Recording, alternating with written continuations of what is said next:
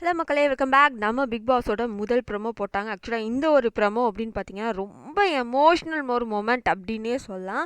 ஆமாம், நம்மளோட big pass வீடு ஃபுல்லாக களை கட்டியிருக்கு. இவ்வளோ நாட்கள் கழித்து இன்னும் 1 டே தான் இருக்குது அப்படின்றதுனால. ஸோ நேற்று நைட்டு பார்ட்டி செலிப்ரேஷன் வேறு லெவலில் பிக் பாஸ் வீடு போயிட்டு இருந்தது. அப்பப்போ நம்மளோட பிக் பாஸ் ஃபைனலிஸ்ட்டை கூப்பிட்டு அவங்கள மோட்டிவேட் பண்ணுற வகையில் அவங்க ட்ராவல் பண்ணி வந்த வீடியோஸ் எல்லாம் போட்டு அவங்கள ரொம்ப கண்கலங்க வச்சு தான் அனுப்புனாருன்றது உங்கள் எல்லாருக்குமே தெரியும்.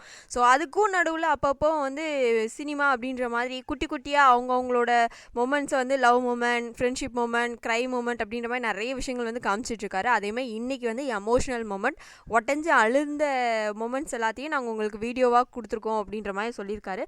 உண்மையாக இந்த சீசன் வந்து டாக்ஸிக் அப்படின்றது மாதிரி இருந்தாலும் பிக் பாஸ் இந்த லாஸ்ட் வீக்கில் வந்து இந்த எஃபோர்ட் போட்டு ஒவ்வொரு விஷயங்கள் ரெடி பண்ணுறது வந்து வேறு லெவலில் இருக்குது அப்படின்னே சொல்லலாம். எடிட்டிங்குமே வேறு லெவல் அப்படின்றது தான்.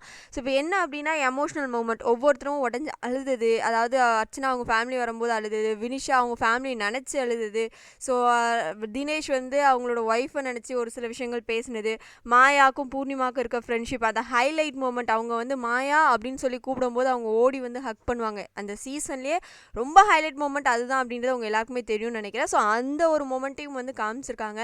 அந்த வீட்டில் இருக்கக்கூடிய அத்தனை பேருமே வந்து அழுதாங்க அந்த மொமெண்ட்ஸ் எல்லாத்தையுமே பார்த்து. அப்படின்றபோது தான் ஒரு ரியலான ஒரு விஷயங்கள் எந்த அளவுக்கு கடந்து வந்திருக்காங்க, அது எந்த அளவுக்கு அவங்களுக்கு ஹார்ட் டச்சிங்காக இருக்குது. வெளியே நம்ம நிறைய விஷயங்கள் அவங்கள பற்றி பேசுகிறோம், இது தப்பு அது தப்புன்ற மாதிரி பேசுகிறோம்.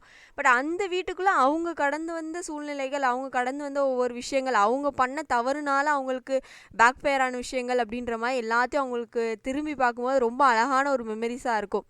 அந்த ஒரு மெமரி தான் இன்றைக்கி அவங்க எல்லாருமே பார்த்து உடஞ்சி அழுது அந்த கிடச்ச ஃப்ரெண்ட்ஷிப்பை வந்து ரொம்ப அழகாக பெருமையாக வந்து ஹக் பண்ணி என்ஜாய் பண்ண ஒரு மொமெண்ட்டாக அது வந்து இருக்குது அப்படின்னே சொல்லலாம். ஸோ பார்க்கலாம் மக்களே என்ன நடக்குது அப்படின்னு சொல்லிட்டு. ஸோ இதை பற்றி நீங்கள் என்ன நினைக்கிறீங்க அப்படின்றத மறக்காமல் கமெண்ட்டில் பதிவு பண்ணிடுங்க.